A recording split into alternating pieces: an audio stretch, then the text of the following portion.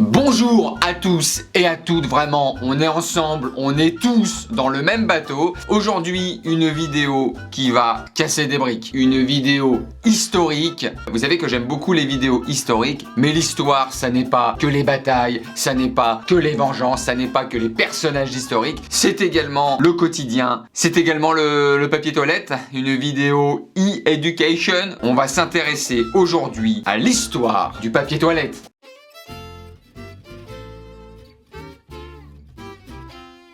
Donc je me suis demandé d'où venait le papier toilette. C'est une question que j'ai eue quand on peut entrer dans le vif du sujet. Pour info, le papier toilette a été inventé en Chine au XIVe siècle, mais pour un usage strictement réservé à l'empereur. Bonjour, vous êtes empereur? Non? Eh ben ça sera avec les ongles. On va démarrer la frise historique des papiers toilettes par l'Antiquité. On est en Grèce, et en Grèce, pas de papier toilette. Faut savoir que les Grecs, ils s'essuient très rarement. C'est pas dans les coutumes encore à l'époque, et quand ils le faisaient, c'était... Excusez-moi, mais cette vidéo, elle va aller nulle part. Et quand ils le faisaient, en tout cas, c'était directement avec les doigts. C'est oh, hop là, hé les gars, la carte de France. On va y aller avec les doigts ou avec des cailloux lisses. Donc petit galet de 5 sur 6 et puis après bah, tu polis. Par contre le gars qui se balade et qui passe après pour faire des ricochets, il est servi. Hein. Regarde mon petit Justin, on va faire des ricochets. Il faut prendre les cailloux les plus Oui bah regarde la mer, attends il y a des vagues, t'es pas obligé de te lancer des cailloux non plus, après 5 ans. Hein. Oh là, il devait être malade lui. Et il est également précisé que pour la classe riche, toujours deux poids, deux mesures, et ben les riches, ils utilisent également des poireaux. Je vais demander de vous asseoir là on va être sur des infos, donc ça part en poireaux, je sais pas le devant ou l'arrière, mais en tout cas ça part en légumes. Oh il y a des poireaux, c'est pour une soupe? Non, j'ai la géasse. Et l'histoire ne dit pas si on gardait les poireaux pour le dîner. Hein. Ils ont un goût là les poireaux, non? Vous avez fait une sauce avec là? Je sais pas si c'est une nouvelle épice, mais ça sent la merde quoi. Et également, une des techniques les plus courantes consiste à s'essuyer directement avec les vêtements. Caca chemise, caca tricot. Hop là, voilà. Eh, quand même, attends, on va pas s'embêter, hein. J'ai fait caca, je me rhabille, hein. Attends, oh, eh. Excusez-moi, un peu de sérieux, c'est une vidéo historique. Je rappelle que le but n'est pas de se moquer. Chaque époque, ses coutumes. Hein. Dans 100 ans, on se moquera de nous avec nos rouleaux juste à côté, là, qu'on prenait des feuilles comme ça. Donc, on ne se moque pas, on s'informe. Donc, on avance un petit peu et on arrive aux Romains. Donc, les Romains, eux, bon, il y en a qui ont utilisé des cailloux, mais les techniques commencent à être un peu plus raffinées parce qu'on commence à utiliser des tissus spécifiques. On commence même à parfumer. C'est-à-dire, on a un petit carré de tissu, un petit mouchoir, un petit peu d'huile d'olive, du jasmin, pop, pop, pop. Déjà, on arrive à quelque chose où la chemise, c'est pour mettre autour du cou, les gars. Et les poireaux, c'est pour la cuisine. On va commencer à organiser les choses quand même. Et petit upgrade au niveau de l'essuyage, à Rome, on a ce qu'on appelle le tersorium. Le tersorium, c'est quoi? C'est un petit bâton avec une éponge au bout, le système de la brosse des toilettes, qui servait également à se nettoyer. Bah voilà, hein, vous faites un petit micro. La bohème. Et puis ensuite, vous faites vos petites affaires, quoi. Hop là. Donne-moi un là. Là. Oula. Peut-être pas rentrer avec l'éponge, là.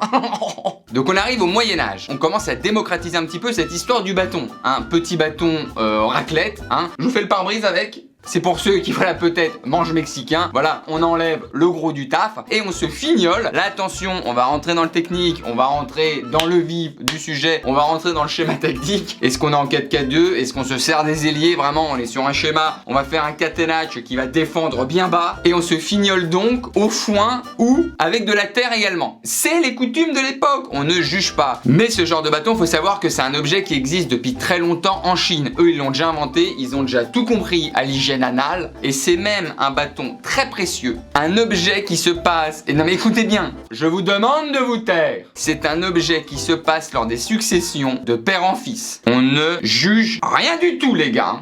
Toi ton père il t'a légué quoi? Une maison? Toi? Un domaine? Et toi? Un bâton racloir de caca quand j'ai fini de chier.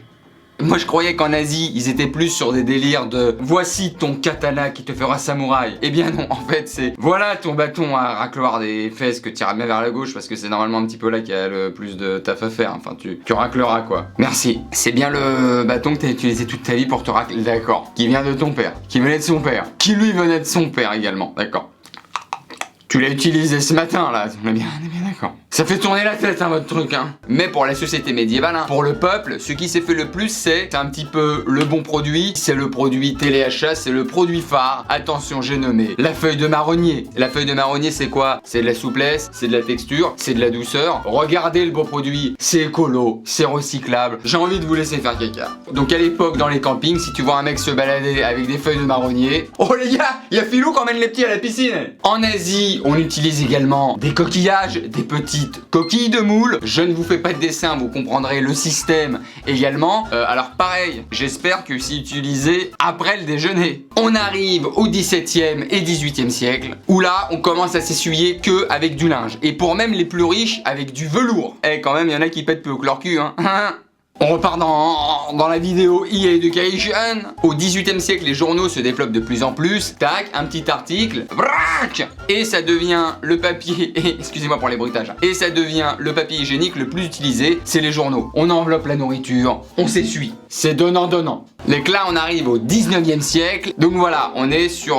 vous allez à Paris au 19e siècle. La rue, c'est des latrines. Faut que je fasse pipi. Bah, fais-la. Faut que je fasse caca. Bah, fais-la. Mais les connaissances évoluent et en Angleterre, les médecins commencent à dire quelque chose qui est ouf. Là, attention, on va être sur une bragging news. Il précise, je cite, ouvrez les guillemets, le papier utilisé dans les latrines doit être toujours neuf.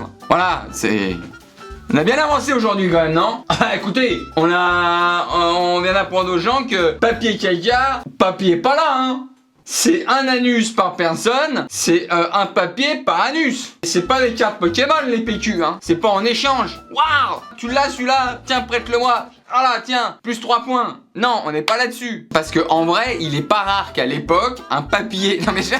qu'un papier journal est servi plusieurs fois. Tu vas aux toilettes, tu vois que par terre, il y a des papiers avec du caca dessus, et toi, tu t'en sers. À l'époque, c'est normal. Ça ne choque personne. Là, je ne sais que dire. J'en reste pantois. Et donc, après la Seconde Guerre mondiale, deuxième moitié du XXe siècle, démocratisation du papier toilette, du rouleau de PQ dans les foyers. Alors, quand je dis démocratisation et dans les foyers, je parle évidemment de la France et de quelques autres pays, parce que dans beaucoup de parties du monde, on s'essuie à l'eau, que ce soit avec une bouteille à côté des toilettes, ou alors avec ce fameux toilette japonais, invention française, où vous avez directement, après vous être délesté d'une charge, j'ai pas les mots, bref, après avoir posé une brique, vous avez un petit jet d'eau qui vient vous parfumer la tulipe. Pas sûr des métaphores du coup. Voilà pour l'histoire du papier toilette. On en apprend tous les jours, ça ne fait pas de mal. Voilà, vous pourrez dire lors d'un dîner mondain avec un petit verre, hein, un petit bordeaux au bout du poignet. Mais vous saviez que pendant longtemps, on se raclait à base de bâtons et de foin. Les Grecs utilisaient des cailloux. Ah, c'est de la tarte au poireau. Je peux vous prendre que des frites. Merci d'avoir regardé cette vidéo, c'était encore un plaisir. Je vous remercie du fond du cœur, du fond de la poitrine, vraiment on est derrière la cage thoracique. Je vous dis à très bientôt pour une vidéo de type qualitatif. Et n'oubliez jamais, la musique est un cri qui vient de l'intérieur. Rien à voir avec la vidéo, la fin de phrase. Rien à voir. Allez, ciao.